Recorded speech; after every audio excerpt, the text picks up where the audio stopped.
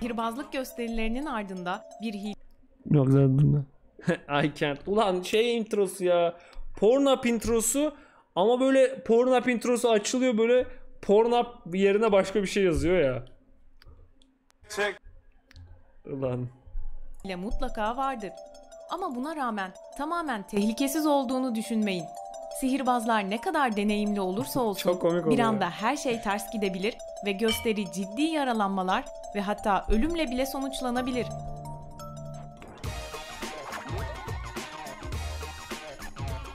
Mentor'un videosundaki gibi. Ulan öyle bir anda açılınca böyle bir gülme Muhteşem izleyicilerimiz, hoş geldiniz. İşte karşınızda sonu kötü biten 5 Siz. sihirbazlık gösterisi. 5 numara Charles Rowan, Deli Gömleği. Güney Afrikalı sihirbaz bir kaçış ustasıydı. En meşhur gösterileri deli gömleklerinden kurtulmak ve kırık cam parçaları üzerine atlamaktı. 1930 Bir insanın en meşhur gösterisi kırık cam parçalar üstüne atlamak olunca üzerine atlamaktı. yani 1930 yılında Charles tehlikeli bir kaçış gösterisi yapmaya karar verdi. Bir araba ona hızla yaklaşırken deli gömleğinden kurtulup kaçmayı deneyecekti. Araba ona 180 metre mesafeden saatte 72 kilometre hızla yaklaşmaya başladı. Hesaplarsanız ona kaçmak için yaklaşık 10-15 saniye kalıyordu. Ama maalesef yeterince hızlı olamadı. Araba sihirbaza çarparak ezip geçti ve olay yerinde hayatını kaybetti. Ölürken söylediği son şey şuydu: arabanın sürücüsü ölümümden sorumlu değildir. haklı. 4 numara William Ellsworth Robinson, Kurşun Yakalama. Kurşun yakalama gösterilerinde sihirbazlar silahtan çıkan kurşunları yakalamış veya vücutlarıyla durdurmuş gibi yaparlar. Bu sihirbazlık dünyasında ölümcül kazalara sebep olmuş oldukça tehlikeli bir gösteridir. William sahne adıyla Chungling Amerikalı bir sihirbazdı. Sahne karakteri olarak Niye bir Çince Çinli bir gibi insan? davranıyordu. 1918 Niye? yılında Londra'da kurşun yakalama gösterisi yapacaktı. Ancak silahta önceki gösterilerden kalan barut birikmesi olmuştu ve bu sihirbazı yaralayacak kadar fazlaydı. İyi temizlenmemiş silah ateşlenince sahte kurşun fazla hızlandı ve göğsüne isabet etti. Son sözü "perdeleri kapatın, bir şeyler ters gidiyor" olmuştu. Bu karakter size tanıdık geldiyse onu Prestige filminden hatırlıyor olabilirsiniz.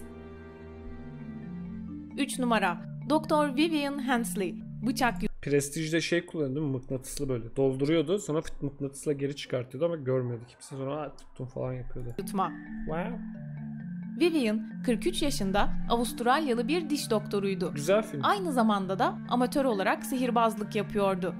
Bir gösterisinde meşhur bıçak yutma Bir ara ben sihirbazlığını öyle bir denemek şey istedi. yaşadım abi, susanıp içki içmiştim küçükken, teyzemin kocası alkolikti, bizim dolapta ne arıyordu bilmiyorum, çok kötü olmuştum.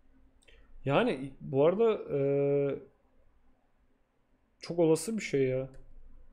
Çocuk sonuçta, yani gidip suya benzeyen bir şey içebilir.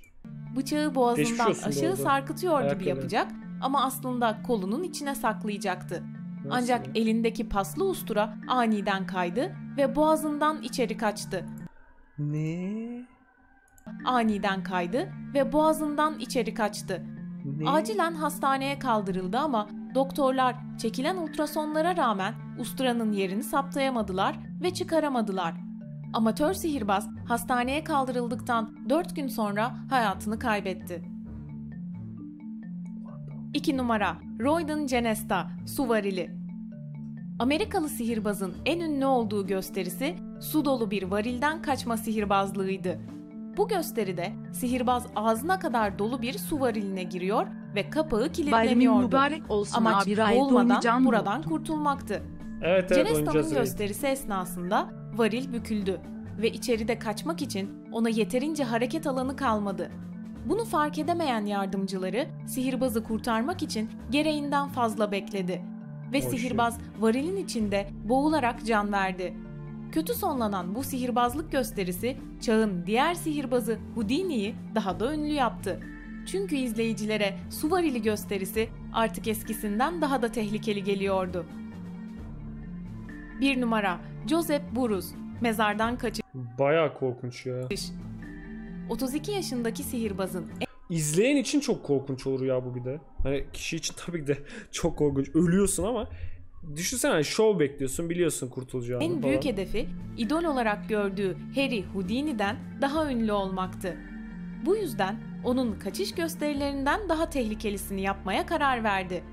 1992'de tam da Houdini'nin ölüm yıl dönümünde bir gösteri düzenledi.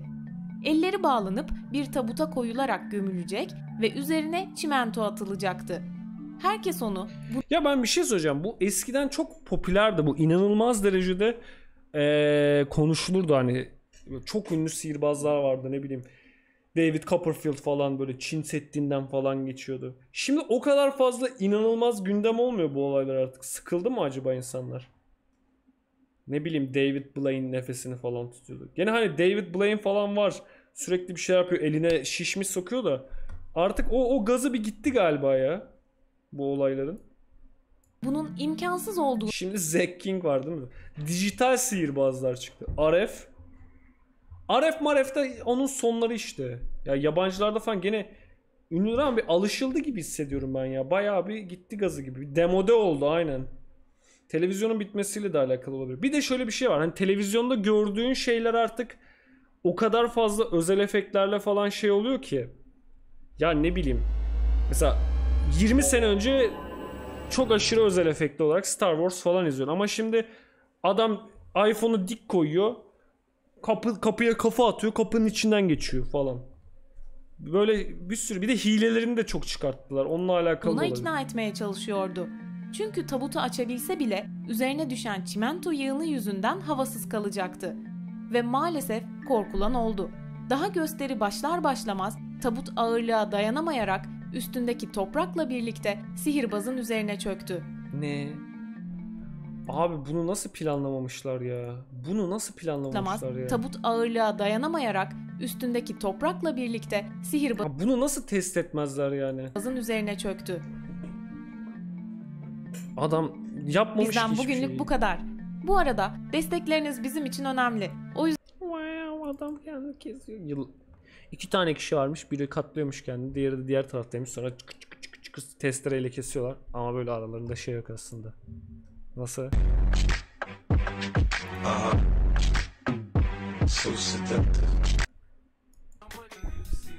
Namikaze R14LP Hunter Kaçan hoş geldin. Prenses Hamza 7. ayıyla. Hamza hoş geldin. Çok teşekkür ederim. Öpüyorum.